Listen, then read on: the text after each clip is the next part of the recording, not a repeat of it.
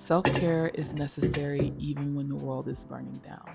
And I'm not talking about self-care in necessarily the most capitalistic way. I'm talking about self-care when it comes to capturing those small moments in life and being super appreciative and hopeful.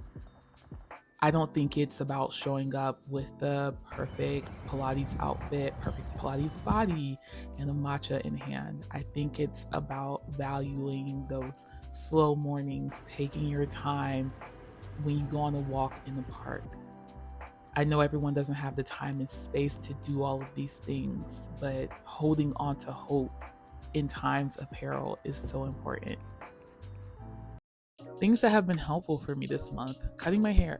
I'm so glad that I cut the copper out for the most part. I love that color on me, but it had to go just in terms of like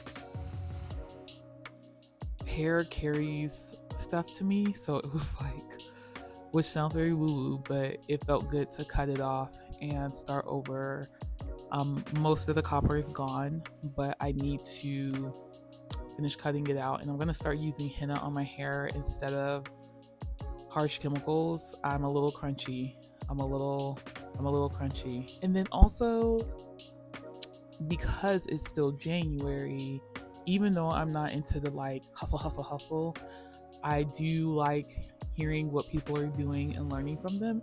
And one girl was saying that for people with ADHD and who are neurospicy, side quests are going to be helpful for you. And my brain lit up. Like whatever lights up when you're like, ooh, lit up. And so I have been making um, punch cards, and I have also made a bingo card and title it Side Quest. There are like maybe 3 things on that bingo card that I have to get done, but everything else is a side quest.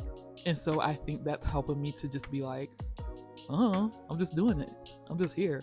So hopefully, like I'll be a little bit more fluent by the end of the year. I will have been out of the country by the end of the year, and just all these different things. So I think I needed to make, like, I knew before I knew that I needed to take care of myself.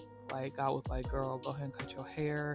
Go ahead and cut out sugar for a week. I did that for my fast this year. And I think that was really good for me. Just like inflammation in the body, trying to help with stuff like that. Speaking of which, it has been almost no pain month for me, which is really good. I'm so thankful for that. Having endometriosis it's weird, man. It's the best way I can say it, because it's one of those things where it's like I have this thing, and sometimes I'm in pain and sometimes I'm not. So I think, and I've known this, like diet is a huge part of that. And so I am reframing my thinking around food, but also realizing it's okay for me to be disciplined. I think that's been one of the things. And that's a big thing for a lot of us. Because it's a free for all, it's hard for us to accept and be okay with being disciplined in things like food.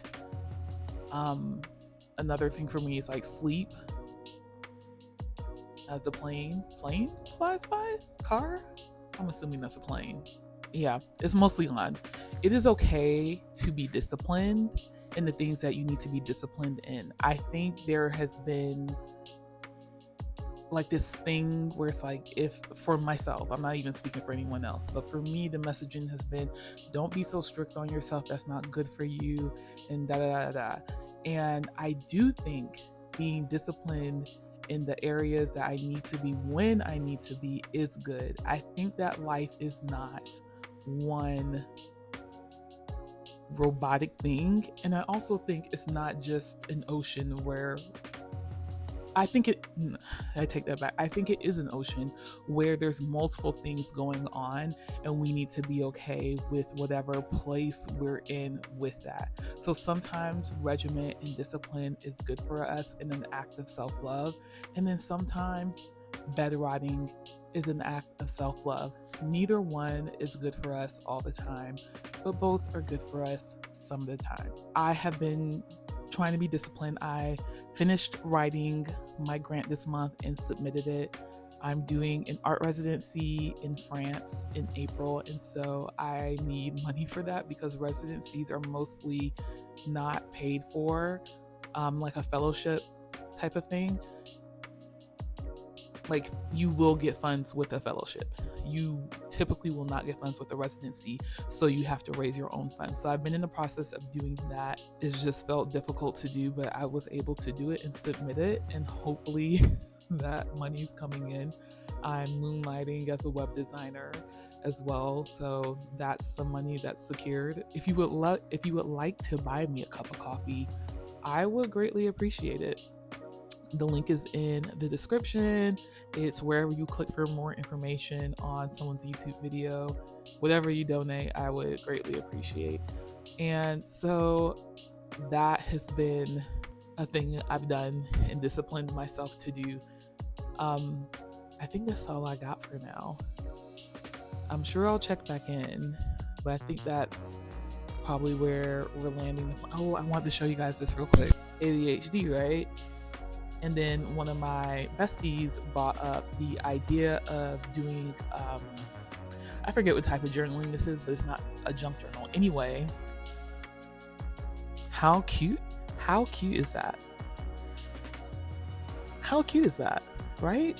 Like, almost got, this is from the Hobonichi website, almost got the week's planner, but instead I got this one, and I'm gonna write notes, and I need to, it was more so to document things that are happening, and being able to look back at the end of the year and know, like, hey, I did these things and it's documented for me to go back and read what I wrote and look at the pictures that I took. And I'm going to use a printer, one of those foam printer things that you just like attach via Bluetooth, print images out, and then put it in the book so that I can look back at the end of 2026 and see, like, hey, this is January through December, and super excited to use that and to travel with it and to write down all the things I learn and see, and maybe even do a little bit of drawing in it. I'll probably will grab an additional notebook for just like jotting down like little doodles and things like that. Having hobbies is a form of self-care that I believe we all can benefit from. Being playful, exploring helps us to remain vibrant and hopeful and soft in this world. My hope for you is that you would play, explore, find glimmers, and then hold on to the things that you need to hold on to just for you, and then also have enough to give others. So don't you tell me I am selfish just because I look out for myself. I've been happy, working hard, so I won't have to cry